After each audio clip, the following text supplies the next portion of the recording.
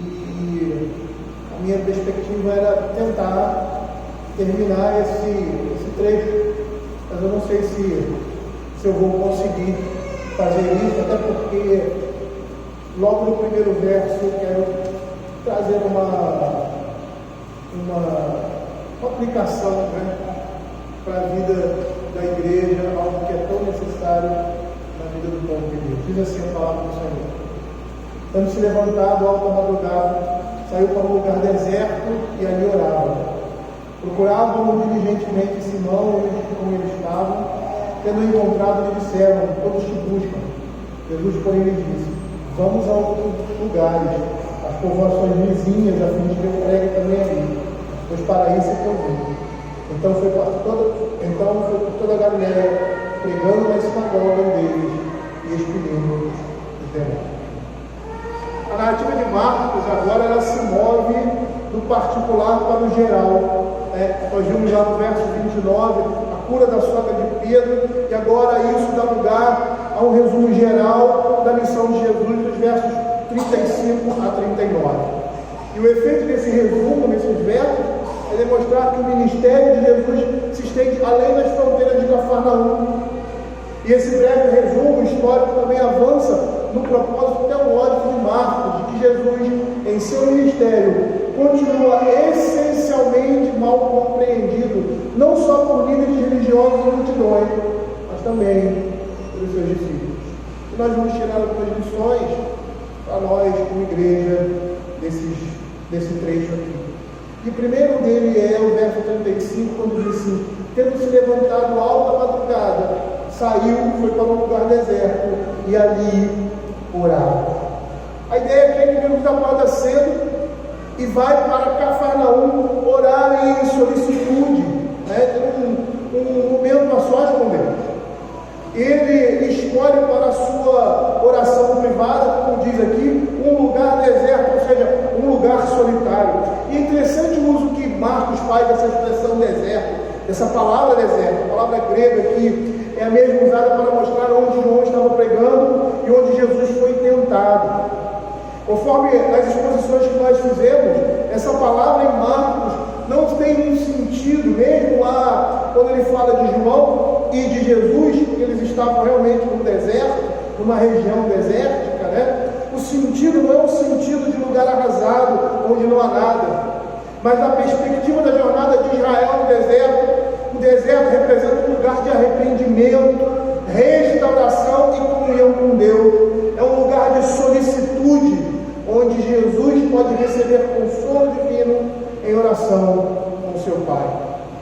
Matthew Henry comenta o seguinte sobre esse verso, ele diz assim: ele foi para um lugar deserto, um lugar fora da cidade, ou algum jardim afastado, ou ainda alguma construção isolada, embora ele não tivesse correndo risco de se distrair ou de ser tentado a glórias vãs, ainda assim ele se retirou para nos dar um exemplo da sua própria regra: quando orares, entra no teu aposento.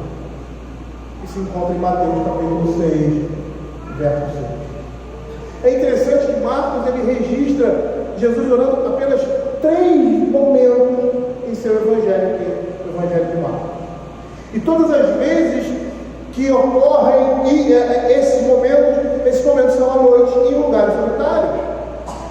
E nesses momentos eles apresentam um contexto de exposição, de oposição, melhor dizendo, ao ministério de Jesus, quer de modo implícito ou de forma clara. Mas nós vamos visualizar os evangelhos como um todo, nós vamos perceber que a oração fazia parte integrante e vívida do cotidiano de Jesus, porque ele dava grande importância à oração. Ele mesmo orou várias vezes. Eu gostaria que os irmãos acompanhassem os textos em que o Senhor Jesus orou. Lucas capítulo 3, verso 21, quando ele foi batizado, diz assim o texto: e aconteceu que ao ser todo o povo batizado, também foi Jesus, e estando ele a orar, o céu se abriu. Antes de escolher os 12 discípulos, Lucas capítulo 6, verso 12 e 13, que diz assim: naqueles dias retirou-se para o monte a fim de orar, e passou a noite orando a Deus. E quando amanheceu, chamou assim os seus discípulos e escolheu 12 entre eles, aos quais deu também o nome de apóstolos, em conexão com e após ter alimentado os 5.000 que estão registrados ali em Marcos, capítulo 6, 41 e 46. Quando diz assim: tomando ele os 5 pães e os 2 peixes, erguendo os olhos ao céu, os abençoou e partindo os pães, deu aos discípulos para que distribuíssem, e por todos repartiu também os 2 peixes. E tendo-os despedido, subiu ao monte para orar. Lá em Mateus capítulo 14, verso 19, vai dizer assim: orar sozinho. É o mesmo texto, mas ele acrescenta essa expressão, esse advérbio, sozinho. Quando ele estava para fazer uma importante pergunta aos seus discípulos, que se encontra lá em Lucas capítulo 9, verso 18, ele também ora. E diz o texto da Escritura assim: estando ele orando à parte, achavam-se presentes os discípulos, a quem perguntou: quem dizem as multidões que eu sou? Mas também no monte da transfiguração, Lucas capítulo 9, verso 28, temos um relato do Senhor também orando. Ele diz assim: cerca de 8 dias depois de proferir essas palavras, tomando consigo a Pedro, João e Tiago, subiu ao monte com o propósito de orar. E também quando ele lança aquele convite, ou seja, quando ele se revela de uma forma ímpar, como ele não tinha feito ainda, em Mateus capítulo 11, verso 27 a 28, que ele vai dizer: vinde a mim, todos que estáis cansados, sobrecarregados. E antes desse momento ele diz assim: por aquele tempo nos clamou Jesus: graças te dou, ó Pai, Senhor do céu e da terra, porque ocultaste essas coisas aos sábios instruídos e as revelaste aos pequeninos. Sim, ó Pai, porque assim foi do teu agrado. Tudo me foi entregue por meu Pai. Ninguém conhece o Filho senão o Pai, e ninguém conhece o Pai senão o Filho, e aquele a quem o Filho quiser revelar. E muitas outras situações em que o Senhor Jesus para e ora ao Pai antes de ensinar a oração do Pai Nosso aos seus discípulos, no túmulo de Lázaro, por Pedro antes de ele negá-lo, durante a noite da instituição da ceia, no Getsêmani, na cruz, e após a sua ressurreição, que está registrado lá em Lucas capítulo 24, verso 30, quando diz assim: e aconteceu quando estavam à mesa, tomando ele o pão, abençoou e tendo dado graça, e tendo partido, lhe deu. Por mais que o Evangelho de Marcos só retrate 3 momentos de oração do Senhor Jesus, Marcos capítulo 1, verso 35, capítulo 6, verso 46, e capítulo 14, verso 32 e 39, na narrativa a respeito da vida de Jesus, nós vamos perceber pela visão abrangente dos outros evangelhos que a oração fazia parte integrante da vida e da obra de Cristo nesse mundo. Era uma necessidade constante dele. E se a oração era necessária para Jesus, quanto não será para nós também? Se compararmos todas essas ocorrências na vida de Jesus em seu momento de oração com as 3 ocorrências registradas em Marcos, nós vamos perceber que, estrategicamente falando, esses momentos pontuais que Marcos registra diante dos inúmeros momentos de oração do Senhor Jesus vistos nos Evangelhos, ele tem uma intenção específica com isso. E nós poderíamos dizer, ao apontar os momentos de oposição ao ministério de Jesus e em meio a um redemoinho de atividade, buscando um lugar solitário para orar, o Evangelho de Marcos quer mostrar que Jesus, com sua atitude, nos indica que a sua obra é tanto um trabalho interno quanto externo.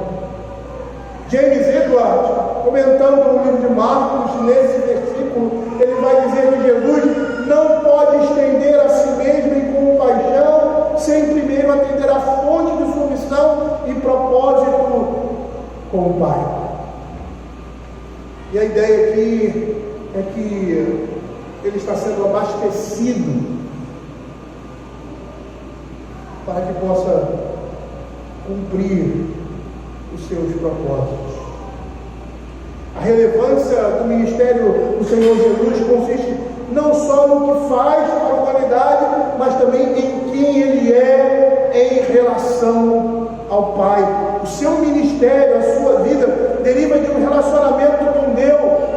Ele é um filho, Ele é um filho em um ser com o Pai, e o servo em um propósito com a vontade do Pai. E esse contraste entre essas ocorrências de momentos de oração em Marcos, comparando com os outros evangelhos, demonstra também a total dependência de Cristo da pessoa do Pai, da pessoa de Deus. E muitas vezes nós tentamos nos desculpar da nossa negligência de oração por causa da nossa vida agitada. Não havia homem mais ocupado que Cristo. E ele, nessa passagem, encontra um momento em meio a um turbilhão de coisas que ele estava vivendo para orar. Se você perceber os versos anteriores, e nós falamos anteriormente nesse capítulo, a partir do verso 21 até o finalzinho, no verso 39, mostra um período de 24 horas na vida de Jesus. Anteriormente, ele havia curado uma multidão de pessoas, e agora ele passa as primeiras horas do dia em proximidade do seu Pai Celeste, em meio ao turbilhão da vida que se tornou para Cristo, por causa de uma notícia de cura e de libertação. Ele encontra um momento para ter uma solicitude, um momento solitário com o Senhor. Isso mostra ele renovando o seu vigor e as suas forças espirituais, preparando-se para o dia que não iria demorar a chegar. Jesus nos ensina a necessidade de oração na nossa vida, e nós não podemos viver nesse mundo de forma santa e piedosa sem por meio desse instrumento divino. A oração foi uma parte inseparável para o batismo de sofrimento, para aquilo que o Senhor Jesus passou na sua vida, a cruz. E não somente a cruz no final da sua vida, mas todas as coisas que ele viveu nesse mundo, onde sobre si estava a maldição de Deus por causa dos nossos pecados, culminando com isso na cruz. E a oração é algo que fazia parte intrínseca da vida de Jesus. Se nós olharmos lá, João capítulo 17, não há nada mais que toque a nossa alma do que essa oração proferida por Cristo, a oração sacerdotal. A oração do Getsemane, na agonia da cruz, Jesus, o Filho de Deus, estava preocupado com a comunhão com o Pai. Até mesmo quando a ira de Deus estava sendo despejada sobre ele, a fim de pagar o pecado do seu povo, do povo que foi escolhido por Deus em Cristo Jesus. E mesmo nessa situação, ele tinha disposição para orar. E aí nós olhamos para nós, quantas vezes, quantos de nós não temos forças para oração em desespero? E é nessas horas que mais necessitamos da comunhão do Pai em oração. Seria um absurdo da nossa parte não enxergar a importância de caminhar os mesmos passos de Cristo. E eu gostaria de aproveitar esse trecho aqui da vida de Jesus e considerar alguns aspectos que estão relacionados à oração. E que o Senhor Jesus, apesar de ser filho de Deus, ser o próprio Deus, apresentou. E o primeiro aspecto é a necessidade da oração. Deus não tem filhos mudos e muito menos servos mudos. E por sermos recebidos em Cristo, agora somos filhos de Deus. E Ele por isso nos ouve. E as nossas necessidades e limitações devem ser colocadas diante dele, porque a palavra de Deus diz que Ele tem cuidado de nós. A oração é uma necessidade nossa e não de Deus. Lá Lá em 1 Pedro, capítulo 5, verso 7, a palavra do Senhor vai dizer assim: lançando sobre ele toda a vossa ansiedade, porque ele tem cuidado de vós. Filipenses, capítulo 4, verso 6, vai dizer assim: não andeis ansiosos de coisa alguma, em tudo, porém, sejam conhecidas diante de Deus as vossas petições, pela oração e pela súplica, com ações de graça, e a paz de Deus, que excede todo entendimento, guardará o vosso coração e a vossa mente em Cristo Jesus. A oração é uma necessidade que nós temos, que nessa comunhão com Deus nós mostramos que somos dependentes e que dependemos exclusivamente dele para suprir todas as nossas necessidades.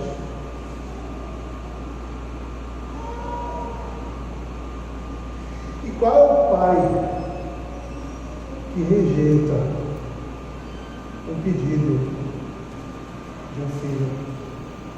Um coração pesado e amargurado com arte. Se nós que somos maus agimos assim, quanto mais aquele que é o nosso Pai, que é Deus. Certa vez um homem disse: sem oração, um homem não pode ser um cristão. Eu me lembro certa vez o vereador Alfredo pregando sobre isso. Ele disse que o crente que vive sem uma vida de oração, oração é um instrumento constante na vida do cristão, desse cristão. Ele diz que ele está querendo viver nesse mundo, no peito e na barra.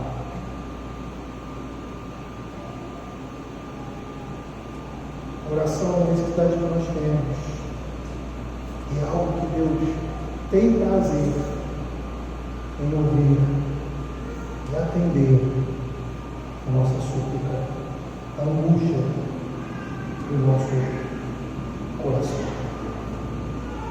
O segundo aspecto importante, considerado relevante em relação à oração, é a importância da oração. E esse aspecto está ligado diretamente ao anterior, à sua necessidade. Somos impotentes sem oração, não chegamos a lugar nenhum sem ela. O Salmo 50, abra aí o Salmo 50, do verso 7 ao verso 15. Veja o que a Escritura vai dizer: escuta, povo meu, e eu falarei, ó Israel, e eu testemunharei contra ti. Eu sou Deus, o teu Deus. Não te repreendo pelos teus sacrifícios, nem pelos teus holocaustos continuamente perante mim.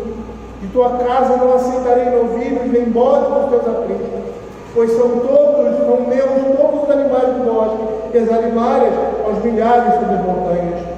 Conheço todas as aves dos montes, e são meus todos os animais que pulam no campo. Se eu tivesse fome, não curaria, pois o mundo é meu, quanto nele se contém. Acaso como eu carne de touros ou bebo sangue de cabrito? Oferece a Deus sacrifício de ações de graça e cumpre os teus votos para com o Altíssimo. Invoca-me no dia da angústia e eu te livrarei e tu me glorificarás. Nesses versos, Deus está declarando a sua autossuficiência. Esse salmo está nos mostrando o desagrado de Deus para com Israel, não pelos seus rituais e sacrifícios, mas por seu relacionamento com Ele. Ele se mostra aqui como um grande supridor e libertador que espera a resposta calorosa de gratidão e confiança da parte do seu povo, da parte de Israel. Deus não precisa das nossas orações, nós é que precisamos dele. Ele não precisa de nós. Naum, capítulo 1, verso 7, ele vai dizer assim: o Senhor é bom, é fortaleza no dia da angústia e conhece os que nele se refugiam. E essa frase, queridos, pressupõe uma fé e uma confiança profunda em Deus, que busca exclusivamente nele auxílio e em mais nada nem ninguém. Uma vida de oração é uma declaração simples, aberta e honesta na presença presença de Deus de nossa total impotência.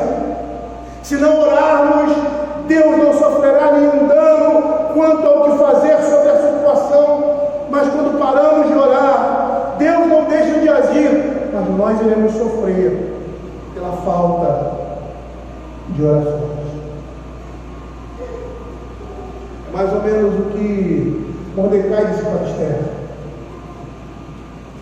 Ele diz assim para Esther: Esther, vai lá diante do rei, nós vamos orar. E ela titubeia. Ele diz assim: olha, provavelmente você não colocou você nessa situação para essa hora. Se você não for lá, Deus vai levantar outro. Parafraseando, quem vai perder nessa história será você.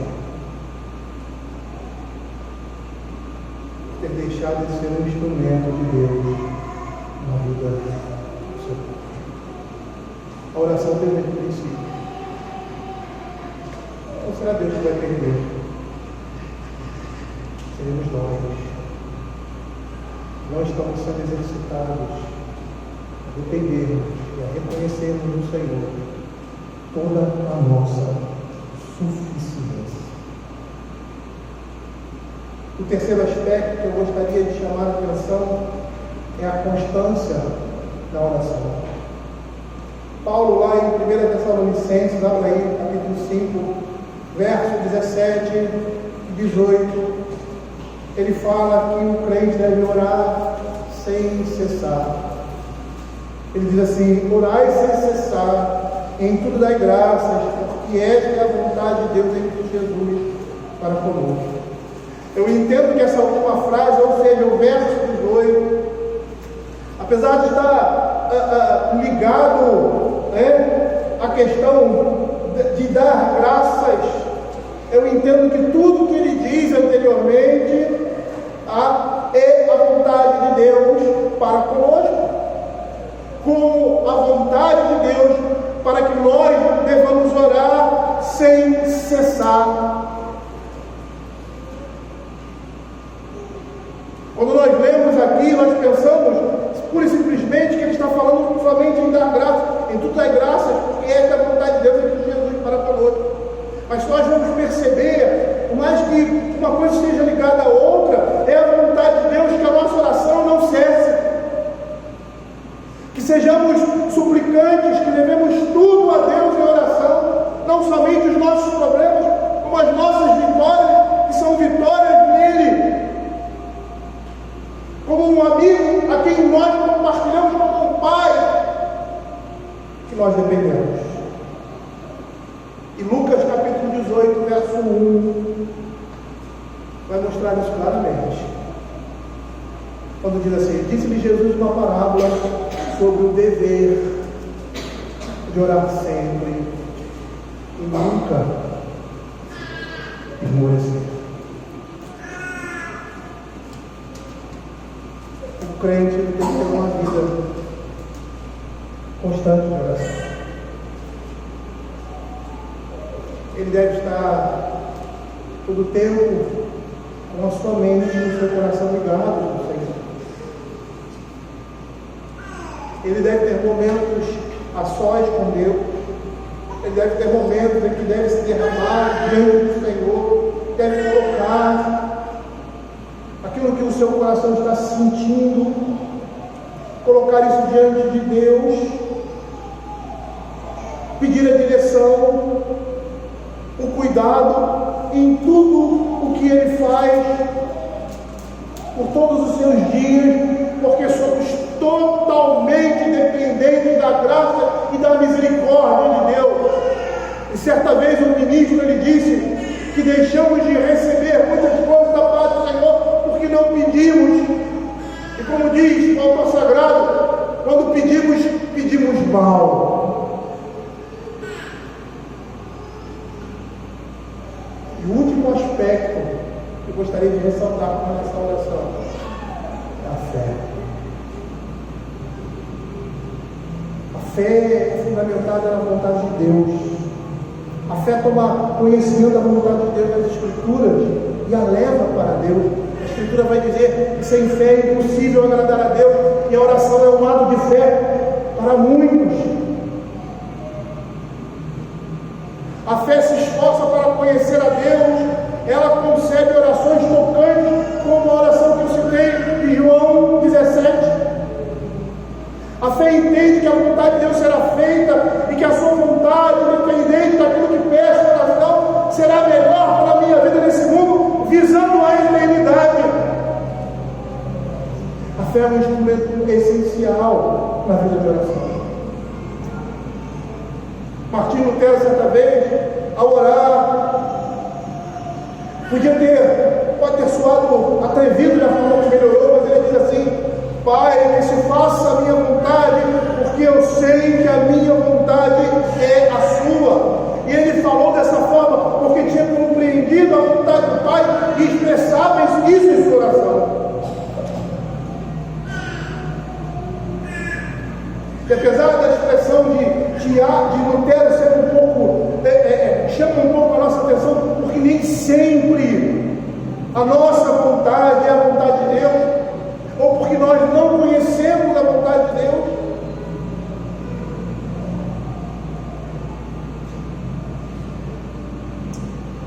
Mas a nossa oração deve representar isso. A nossa fé em crer que a vontade de Deus será feita em nossa vida. Andando por essa mesma linha, certa vez, disse o Senhor Jesus, ou mesmo Ele é o precursor, lá em João capítulo 4, verso 34, disse-lhe Jesus: a minha comida consiste em fazer a vontade daquele que me enviou e realizar a sua obra. E mais adiante, no capítulo 6, verso 38, ele diz assim: porque eu desci do céu, não para fazer a minha própria vontade, sim a vontade daquele que me enviou. Nem sempre aquilo que nós pedimos em oração representa a vontade de Deus, mas temos que ter a certeza que a vontade dele é sempre boa, santa, e nos leva para a sua presença em comunhão com ele, e isso é fé. Há uma expressão latina, porque naquela época era a língua falada, orare e labutare, empregada por Calvino para resumir a concepção hermenêutica. Hermenêutica é o estudo da interpretação bíblica.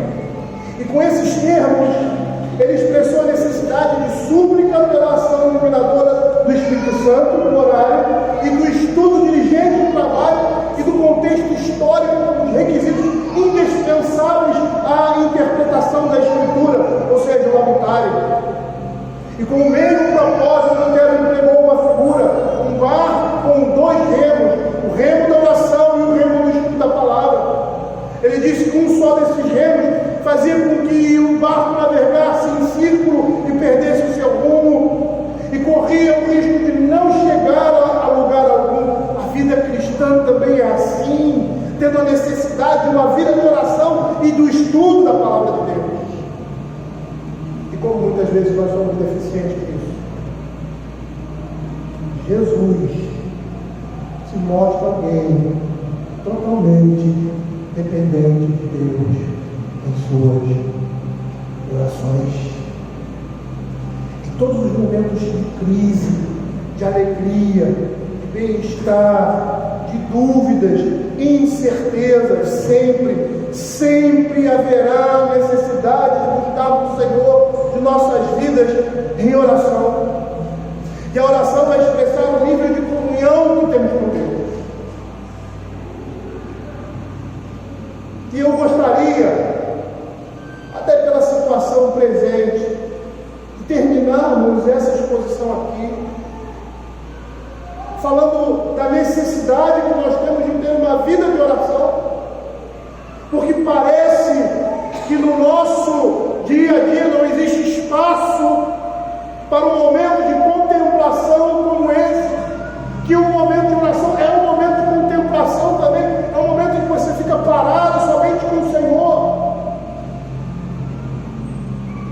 E quando nós não exercitamos isso nas nossas vidas, quando nós não colocamos diante de Deus as nossas necessidades, as nossas alegrias, a perspectiva de um dia de trabalho, e que queremos glorificar a Deus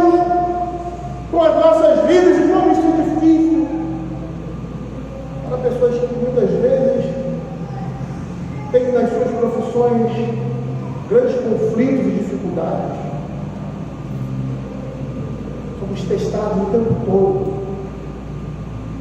E precisamos ser revestidos dessa graça, dessa misericórdia de Deus.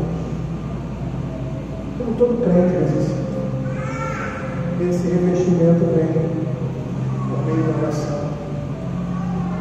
Pedindo ao Senhor que nos dê sabedoria, nos dê paciência, nos dê graça, em meio às nossas atividades turbulentas, não respondermos como o mundo responde, como o homem natural poderia responder.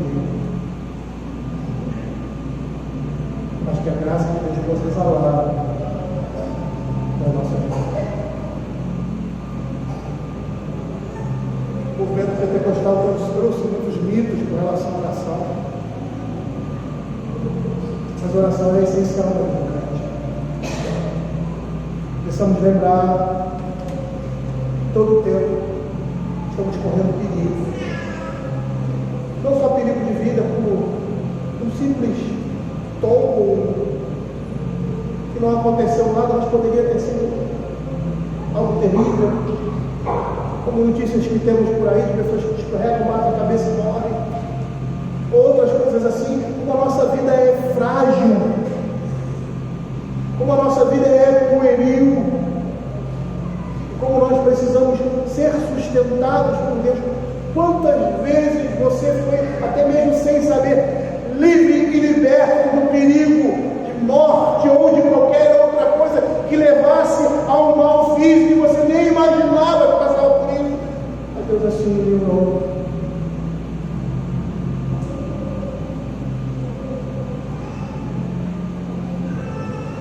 A oração mostra a necessidade que nós temos de Deus, a importância que nós damos a esse relacionamento com Deus e a fé em crer que Ele fará toda a sua vontade na nossa vida para a sua glória e para o bem da sua igreja.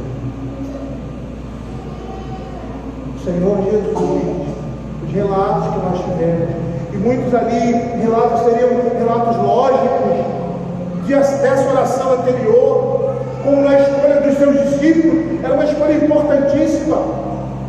Mas outros momentos eram momentos tão comuns, o momento de dar graças diante do alimento, ou no início de um dia, de uma jornada em que ele não sabia.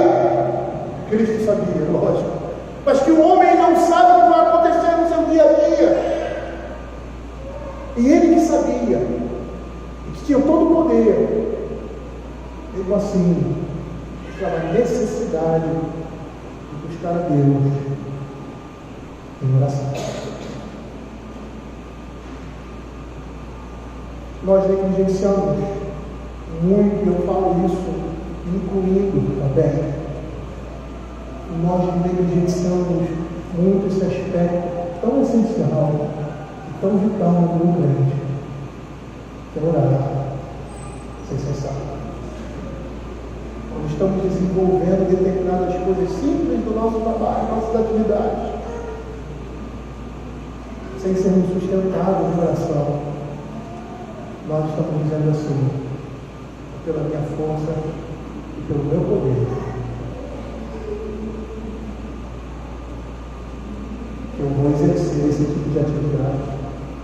Eu vou entrar dentro da minha sala de aula, eu vou entrar dentro do meu escritório, eu vou entrar dentro do meu quartel e exercer as minhas atividades. E nós nos esquecemos que temos um Pai que não somente quer nos ouvir, mas quer nos conduzir nos seus caminhos. É tão interessante essa imagem paterna que o Senhor atribui a nós e que é algo exclusivo dele, que ele nos presenteou. E hoje eu estou vivendo uma fase diferente, mas eu senti isso com os meus filhos. Esses dias, há um tempo atrás, estava num determinado lugar e tinha muitas pessoas assim desconhecidas. E aí o que a minha neta fez quando eu vi ela? Olhou para um lado, olhou para o outro, correu para minhas pernas e me segurou. E eu fiquei todo bobo. Porque em meio àquele grupo de pessoas, ela se sentiu segura ao meu lado. E qual é o pai que não sente isso com relação aos seus filhos? Ter prazer em saber que ele está correndo um perigo e ele vem na sua direção e diz: pai, me ajuda. Às vezes não é uma coisa muito séria ou muito grave, é uma coisa mínima para você, mas para ele é uma grande coisa. E ele sente prazer em saber que aquela criança confia plenamente nele. E a nossa relação com Deus em oração não é diferente. O Senhor tem prazer quando estamos em perigo, quando estamos passando por alguma coisa, em voltarmos para Ele e dizer assim: Senhor, socorre a minha alma. Ele tem prazer em ouvir as nossas orações, agradecendo aquilo que Ele fez, reconhecendo como vindo da mão dEle, reconhecendo que Ele ouviu as nossas orações e dispensou o seu coração para nós por meio de Cristo e por causa dEle.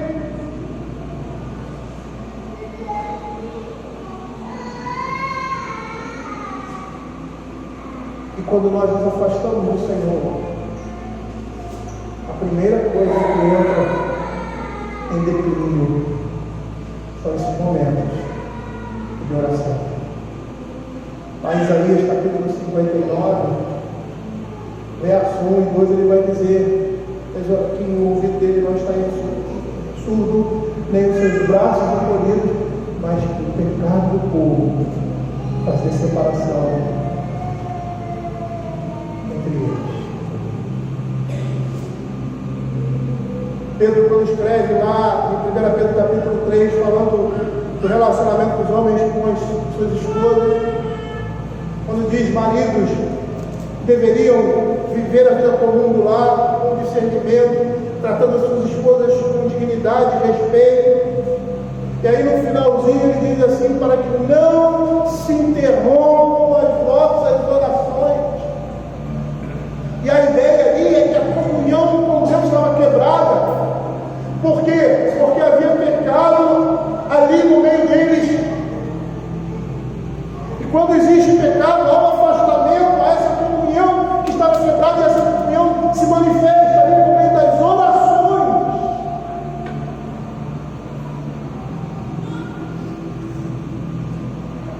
As orações expressam um nível de comunhão que temos com Deus.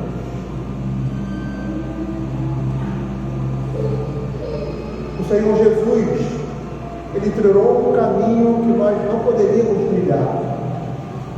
Ele trilhou um caminho perfeito, porque nós e Adão trilhamos um caminho defeituoso. Ele é o segundo Adão, ele assume a nossa natureza para fazer aquilo que nós deveríamos ter feito em Adão, mas não fizemos. Tínhamos a capacidade de fazer, mas não fizemos. E agora Ele assume o nosso lugar. E ao assumir o nosso lugar, Ele está mostrando para nós o que nós devemos ser a partir de agora em Cristo Jesus. E uma das coisas que nos chama a atenção nesse texto, e não é à toa que nesse fragmento ele começa dessa forma, é a atitude de Jesus diante de Deus por meio da oração. Se Ele agir assim, nós também somos chamados a ter uma vida de oração com o nosso Deus, o nosso Pai. Quando negligenciamos isso, nós estamos negligenciando a comunhão que nós temos com o Senhor. Vamos lá.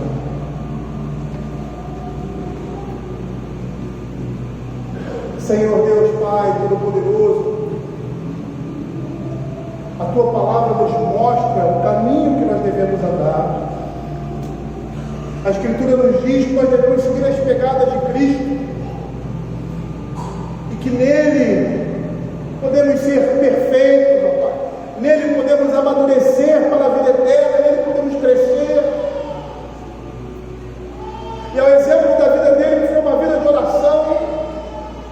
Que isso possa nos tocar, ó Pai, que possamos ser uma igreja, indivíduos, famílias que oram ao Senhor. Não somente em grupo, Senhor Deus, não somente no ambiente familiar e também, mas individualmente, solitariamente, colocando o nosso coração diante do Senhor. Ó Senhor, que possamos não negligenciar a esse momento tão precioso na vida de um indivíduo, na vida de uma família, na vida de uma igreja, que é o momento de oração. O Senhor nos deixou ensinamentos claros e específicos com relação a esse momento que é tão individual, tão único, que não podemos negligenciar, porque estaremos dizendo, como os gentios dizem, que vivem em ansiedade, porque não têm um Deus como Pai. Que o Senhor esteja nos dando graças, ó Pai, e cada dia mais, pela nossa dependência, por reconhecer a nossa fragilidade, a nossa impotência, possamos, ó Pai, sempre levar as nossas súplicas, as nossas petições, a nossa ação de graça, o reconhecimento em oração, dando glória a Ele.